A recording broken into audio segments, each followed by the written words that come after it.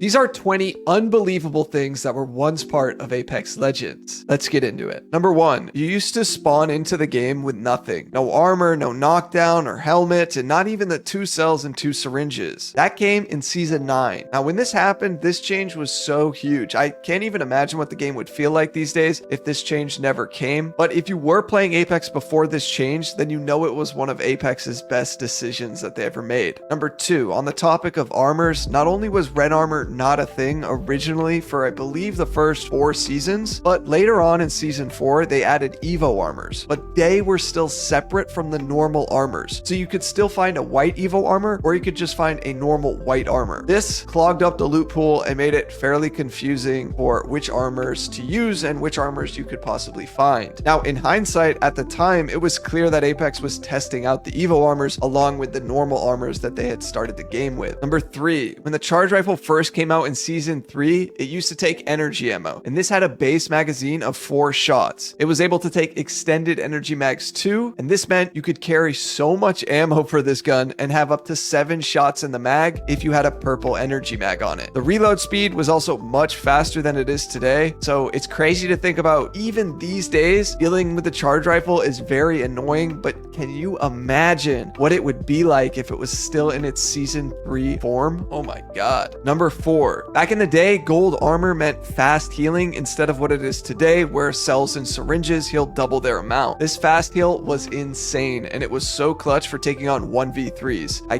can't even imagine what this would feel like if it was still in the game today. Number 5, before Lifeline's auto res with the shield that she got changed in Season 5, she had to manually revive in her own special animation, but she still got her res shield with it. This would allow for some cheeky outplay if you wanted to bait revives, and in Season 5, then she got the auto revive with the shield protection, which was later then changed in Season 9 to basically what it is these days. Lifeline used to be the best at reviving, and now she is definitely not as good, but I know a lot of players miss the good old days with Lifeline and her res shield. Number 6, there used to be a hop-up called the Select Fire, and this worked for the Prowler and the Havoc. It was much better on the Prowler because it made it fully auto instead of burst if you wanted it to, and on the Havoc, it made it so you could charge it up and use it for a single fire spray, but this was never really that good for the Havoc. For the Prowler though, it was definitely insane. Number 7, sniper scopes used to be able to go on the G7 Scout and the Triple Take. These sniper scopes made the weapons much more versatile during this time, but also keep in mind the Scout used to have a faster fire rate, and I believe it didn't have as much of a bullet drop, so it was fairly annoying to go up against a Scout being spammed from very far away